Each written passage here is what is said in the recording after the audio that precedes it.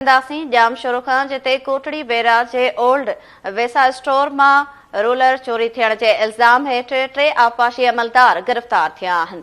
आम ख़बर अवां सां शेयर कयूं पिया।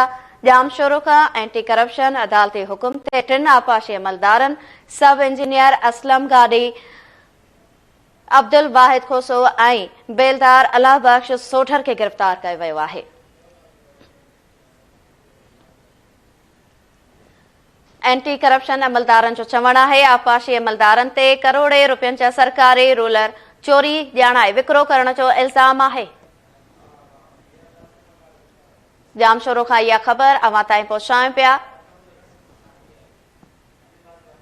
तफ़सील मालूम कंदासीं। लाइन ते मौजूद आहे केटीएन न्यूज़ रिपोर्टर अज़ीम बारी जो। जी अज़ीम, छा तफ़सील आहिनि?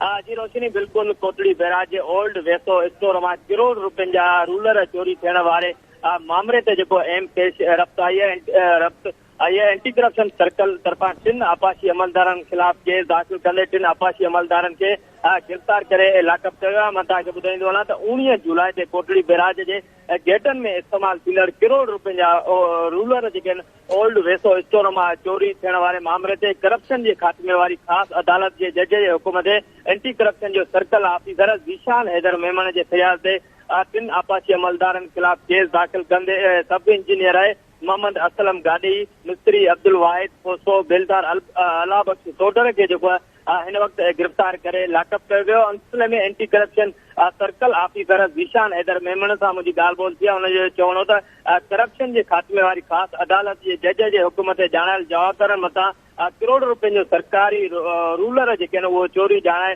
विकिरो कयो विया। उनजो केस दाख़िल करे वधीक जांच करे रहिया आहियूं। त मां तव्हांखे ॿुधाईंदो वञा त 24 तारीख़ ते जेको आहे आबपाशी अमलदार जेके गिरफ़्तार थियल आहिनि उन्हनि जेको केस करायो जामशोरे थाणे त सरकारी जेके रूलर जेके आहिनि ओल्ड वेसो स्टोर मां जेके आहिनि उहे करोड़ रुपयनि जा चोरी थिया आहिनि। जेका पोइ हीउ मामिलो जेको अदालत में हुयो, अदालत जेको एंटी करप्शन टीम खे हुकुम ॾिनो त ॼाणायल मामले जी जेकी जांच करे रिपोर्ट ॾिनी। जेका पोइ anti corruption circle officer Zeeshan Haider Memon जांच मुकमल कंदे 3 अमलदारनि खिलाफ केस दाख़िल करे सब इंजीनियर आहे बेलदार उन खां अलावा मिस्त्रीअ खे जेको आहे गिरफ़्तार कयो आहे। ज़ीशान हैदर मेमन जो इहो चवणो त वधीक हिन मामले जी जांच करे रहिया आहियूं। जेके बि ऑफिसर जेके हिन मामले में जेके आहिनि उहे मुलवस हूंदा त उन्हनि खिलाफ़ सख़्त खां सख़्त कार्रवाई कई वेंदी। हीअ गेट कोटड़ी बैराज जे गेटनि में इस्तेमाल जेके आहिनि करोड़ रुपए मुबैना तौर रूलर चोरी थिया जेको मामिलो जेको केटीएन न्यूज़ तरफ़ां जेको आहे मुसलसल करण खां पोइ अमलदार जेके आहिनि एंटी करप्शन जा उहे हरकत में अचिया। हिन वक़्तु जेको आहे केस दाख़िल करे 3